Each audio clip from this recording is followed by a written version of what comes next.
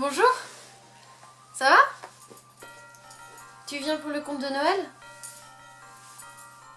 D'accord. Alors, assis-toi, mets-toi confortable et je vais te raconter une histoire que tu n'as peut-être jamais entendue ailleurs. Cette histoire relate la petite aventure d'Evangeline, une adolescente au grand cœur qui croyait encore à son âge aux contes et légendes, au Père Noël, aux fins heureuses et au happy ending. Mais beaucoup de personnes se moquaient d'elle, ses parents lui disaient de grandir, alors elle s'enferma dans ses études, dans sa chambre et ne parla plus de rien. Elle se concentra sur tout ce qui pouvait arriver, mais au fond d'elle, au fond de son cœur, Evangeline savait très bien qu'il fallait qu'elle continue de croire, même si on se moquait d'elle. Mais elle ne savait pas comment faire, elle était perdue. Dans son cœur et dans sa tête, c'était pas la même chose.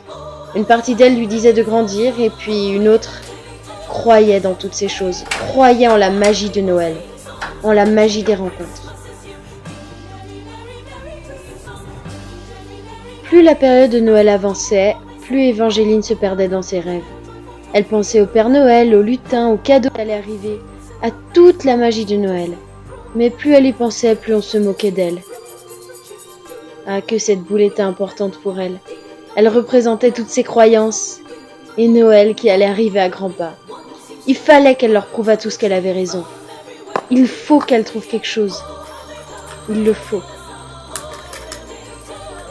Evangeline eut alors une idée, une excellente idée, de regarder sur internet s'il y avait des témoignages, s'il y avait quelqu'un qui jadis avait rencontré le Père Noël, n'importe quoi, qui puisse l'aider à prouver à tout le monde qu'elle n'était pas folle. Elle chercha et puis un jour, elle trouva quelque chose qui l'interpella. Un vieil homme qui avait dit avoir vécu toute sa vie avec le Père Noël et le connaître très bien. Il ne vivait pas très loin, il était à la retraite. Assez vieux, paraît-il. Alors elle continua ses recherches, chercha son adresse.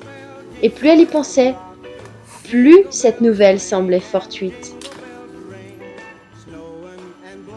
Alors, plus que motivée, Evangeline partit à la recherche de cet homme.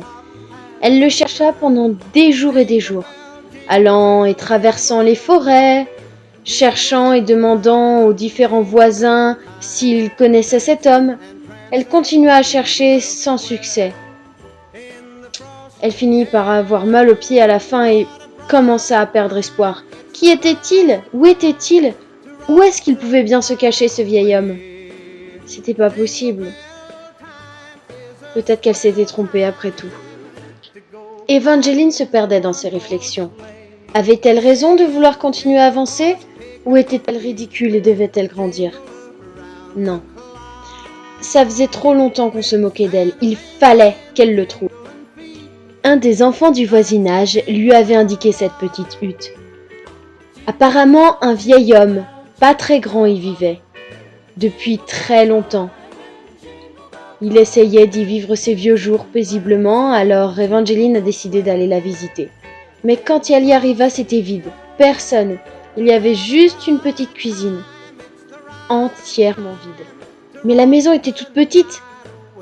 C'était une maison d'elfes. C'était obligé. Comment une maison aussi petite pouvait contenir un seul homme? Il le fallait. L'homme qui vivait là était en fait un elfe.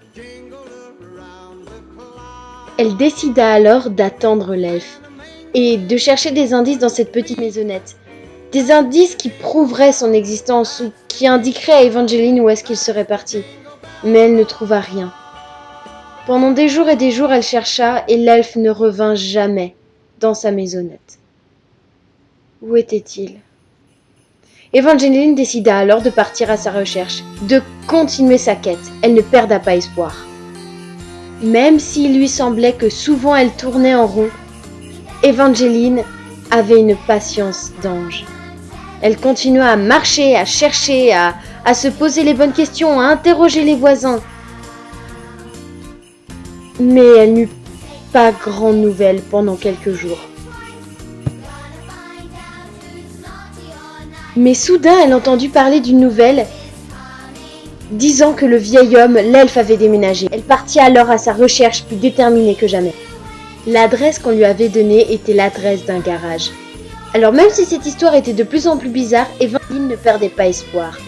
Elle essaya de chercher autour d'elle des indices qui pouvaient montrer où est-ce que cet elfe était passé. Elle essaya alors de fouiller de fond en comble ce garage, cherchant les moindres recoins, allant même regarder jusque les objets les plus insolites. Non, pas ce cadre, non. Est-ce que ça pouvait... Oh, une bombe de peinture. Rien. Et dans ce gant? Monsieur Elfe, vous êtes là? Oh, rien. Mais s'il pouvait avoir un signe, et c'est là qu'elle trouva une lettre. Une lettre avec un objet, un cadeau. Cette lettre était pleine de joie et d'espoir. Elle disait que le principal n'était pas de prouver l'existence des personnes, mais de croire en la magie de Noël. Cette lettre était suffisante pour Evangeline. Elle avait sa réponse. Même si elle n'avait pas trouvé un elfe, elle avait trouvé une réponse bien plus satisfaisante. Elle savait que le principal, c'était de croire. Le principal, c'était pas de prouver que le Père Noël existait, mais c'était de croire, et elle croyait depuis toujours. Alors elle se promit de continuer à croire encore et encore et encore, et de ne pas chercher à prouver. Et même si on se moquait d'elle, elle allait continuer à crier sur tous les toits qu'elle croyait en la magie de Noël. Et bien voilà, ce que cette histoire vous apprend, c'est que la véritable magie de Noël et le véritable esprit de Noël ne consiste pas en trouver le Père Noël, croire ou ne pas croire dans le Père Noël, avoir des cadeaux à Noël.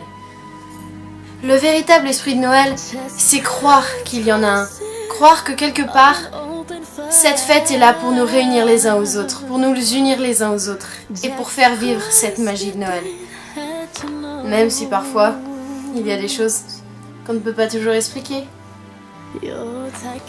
J'espère les shooters que cette histoire vous a plu. Si je l'ai inventée moi-même, je vais pas vraiment donner de titre. Si vous voulez, donnez-lui un titre dans les commentaires.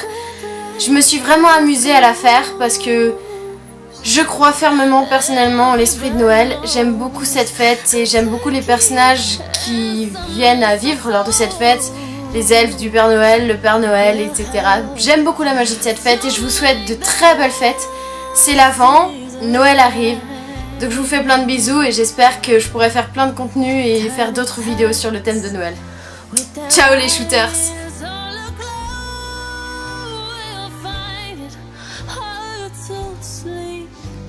So